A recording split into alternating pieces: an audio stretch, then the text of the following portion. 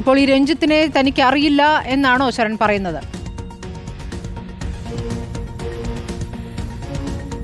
രഞ്ജിത്ത് കുമ്പിടിയെ തനിക്ക് അറിയില്ല എന്നുള്ളത് തന്നെയാണ് ആവർത്തിക്കുന്നത്. എന്തായാലും നേരത്തെ കൃത്യമായി തന്നെ മൊഴി നൽകിയിട്ടുണ്ട്. രഞ്ജിത്ത് കുമ്പിടിയാണ് ഇത്തരത്തിൽ തനിക്ക് പുലിപ്പല്ല് കൈമാറിയത് എന്നുള്ളത് കൃത്യമായി തന്നെ മൊഴി നൽകിയിട്ടുണ്ട്. അതിൻ്റെ സാഹചര്യം, അതായത് എന്തായിരുന്നു സാഹചര്യം കൈമാറാൻ എന്നുള്ളത് അടക്കമാണ് മൊഴിയായി നൽകിയിരിക്കുന്നത്. കഴിഞ്ഞ വർഷം ജൂൺ ജൂലൈ മാസങ്ങളിലായിട്ട് ഈ രഞ്ജിത്ത് കുമ്പിടിയുമായിട്ട് വേടൻ ബന്ധപ്പെട്ടിരുന്നു. അതിനുശേഷമാണ് ചെന്നൈയിലെ ഒരു പരിപാടിക്കിടെ ഇത്തരത്തിൽ പുലിപ്പല്ല് കൈമാറുകയും ചെയ്തിരുന്നത്. എന്തായാലും രഞ്ജിത്ത് കുമ്പിടിയെ ഉടൻ തന്നെ കസ്റ്റഡിയിലെടുത്ത് ചോദ്യം ചെയ്യാനുള്ള നീക്കമടക്കമാണ് ഇപ്പോൾ വനംവകുപ്പ് നടത്തുന്നത്. ഇതിൽ ഏറ്റവും പ്രധാനമായി കാണേണ്ടത് ജാമ്യമില്ലാ വകുപ്പ് പ്രകാരമാണ് വേടനെതിരെ കേസ് എടുത്തിരിക്കുന്നത് എന്നുള്ളതാണ്. ഇന്നലെ തന്നെ പോലീസ് പരിശോധനയ്ക്കിടയിൽ പുലിപ്പല്ല് കണ്ടെത്തുന്നു. അത് വേടൻ ധരിച്ചിരുന്ന ഒരു മാലയിൽ നിന്നാണ് ലോക്കറ്റ് കണ്ടെത്തുന്നത്. ആ ലോക്കറ്റിലാണ് പുലിപ്പല്ല് ഉണ്ടായിരുന്നത്. അപ്പോൾ അത് വനംവകുപ്പിനെ വിവരമറിയിക്കുകയും വനംവകുപ്പ് ഉദ്യോഗസ്ഥർ അവിടെ എത്തി പരിശോധിച്ചപ്പോഴാണ് ഇത് യഥാർത്ഥ പുലിപ്പല്ലാണെന്നുള്ളത് കണ്ടെത്തിയിരുന്നത്. തുടക്കത്തിൽ വേടൻ മൊഴി നൽകിയിരുന്നത് തായ്ലൻഡിൽ നിന്നാണ് തനിക്ക് ലഭിച്ചിരുന്നത് എന്നുള്ളതാണ്. എന്നാൽ പിന്നീട് ഇയാൾ മൊഴി മാറ്റുകയാണ് ചെയ്തിരിക്കുന്നത്.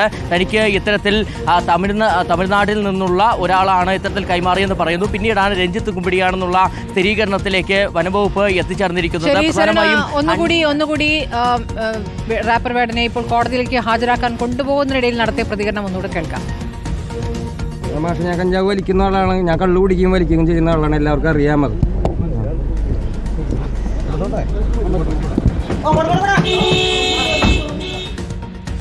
താൻ വലിക്കുന്ന ആളാണ്, കുടിക്കുന്ന ആളാണ് എന്നുള്ള കാര്യം ഒന്നുകൂടി തുറന്നു പറയുകയാണ് റാപ്പർ വേടൻ.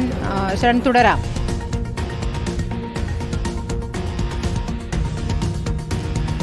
ഇതിൽ എന്തൊക്കെ വകുപ്പുകളാണ് ചുമത്തിയിട്ടുണ്ടെന്നുള്ള കാര്യത്തിൽ വ്യക്തത വരുത്താനും നമ്മൾ ശ്രമിച്ചിരുന്നു. അപ്പോൾ വനംവകുപ്പ് ഉദ്യോഗസ്ഥർ, പ്രത്യേകിച്ച് Kodanad range officer R Adheesh, അദ്ദേഹം വ്യക്തമാക്കിയത് ഹണ്ടിങ് അടക്കമുള്ള വകുപ്പുകൾ ഇദ്ദേഹത്തിനെതിരെ ചുമത്തിയിട്ടുണ്ടെന്നുള്ളതാണ്. എന്തായാലും ഹണ്ടിങ് അടക്കമുള്ള വകുപ്പുകൾ അത് ജാമ്യമില്ലാ വകുപ്പ് പ്രകാരമാണ് കേസെടുത്തിരിക്കുന്നത്. അതുകൊണ്ട് തന്നെ ഇനി സ്റ്റേഷൻ ജാമ്യത്തിൽ വിട്ടയക്കാൻ കഴിയില്ല. അതുകൊണ്ട് തന്നെ കോടതിയിൽ ഹാജരാക്കാൻ പോവുകയാണ്.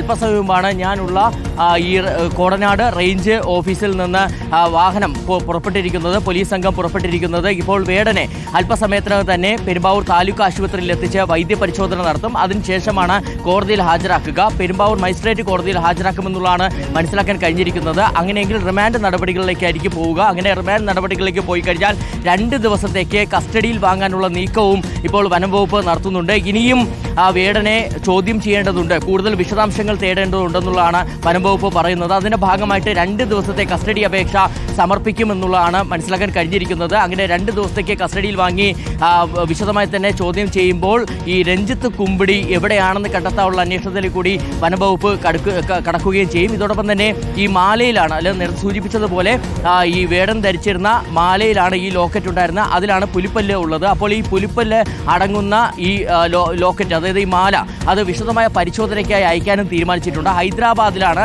ഇത് സംബന്ധിച്ച ലാബ് ഉള്ളത്. അപ്പോൾ അവിടേക്ക് അയക്കും. അവിടേക്ക് അയച്ച ശേഷം വിശദമായി പരിശോധിച്ചുകൊണ്ടുള്ള റിപ്പോർട്ടും ലഭ്യമാകേണ്ടതുണ്ട്. അതിനുശേഷം കൂടുതൽ നടപടികളിലേക്ക് പോകുമെന്നുള്ളതാണ് വനംവകുപ്പ് പറയുന്നത്. എന്തായാലും വനംവകുപ്പിന്റെ ഭാഗത്ത് നിന്ന് കൃത്യമായിട്ടുള്ള നടപടികൾ ഉണ്ടായിരിക്കുന്നു എന്നുള്ളതാണ്.